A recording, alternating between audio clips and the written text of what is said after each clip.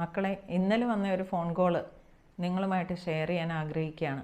Gulf രാജ്യങ്ങളിലെല്ലാം യുദ്ധഭീഷണി വല്ലാതെ കൊടുമ്പിരി കൊണ്ടിരിക്കുന്ന ഈ സമയത്ത് എനിക്ക് ഏറ്റവും പ്രിയപ്പെട്ട എൻ്റെ ഒരു സ്റ്റുഡൻറ്റ് വിളിച്ചിട്ട് പറയുകയാണ്, മാഡം, എത്രയൊക്കെ ആയാലും പെറ്റമ്മയും പോറ്റമ്മയും തമ്മിൽ വ്യത്യാസമുണ്ടല്ലോ.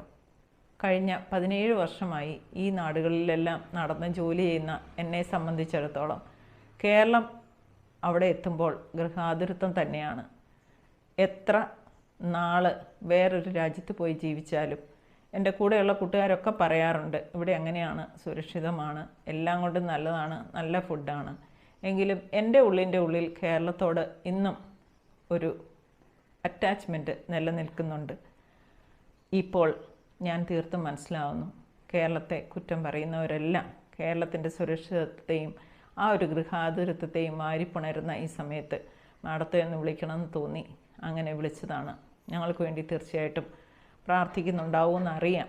എങ്കിൽ കൂടെ പറയുകയാണ്, കേരളം നമ്മുടെ പെറ്റമ്മയാണ്. പെറ്റമ്മയെ തള്ളിപ്പറഞ്ഞാൽ പോറ്റമ്മ എന്ന് ഉപേക്ഷിക്കുന്നു നമുക്ക് അറിഞ്ഞുകൂടല്ലോ. അപ്പോൾ ഈ ഒരു ആശയം വയറ്റിപ്പിഴപ്പിനായിട്ട് മാത്രമാണ് ജോലിക്ക് വന്നിരിക്കുന്നത്. അതിൻ്റെ ആ ഒരു മായാവലയത്തിൽ പെടുമ്പോഴും പെറ്റമ്മയെ സ്ഥിരം ഓർക്കുന്ന ചില അവസരങ്ങളിൽ ഒന്നായി ഇന്നലത്തെ സംഭവം മാറിയെന്ന് പറഞ്ഞു. എല്ലാവർക്കും ഏകദേശം ചിന്തയ്ക്ക് ഒരു ശകലം ഇട്ട് തരുന്ന ഒരു ഫോൺ കോളായി അത് മാറി. ഞാനും ചിന്തിച്ചു തുടങ്ങി, ശരിയല്ലേ, കേരളം നമ്മുടെ പെറ്റമ്മയല്ലേ, ഒരിക്കലും മറക്കാൻ പാടില്ല.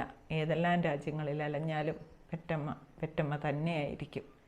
നന്ദി.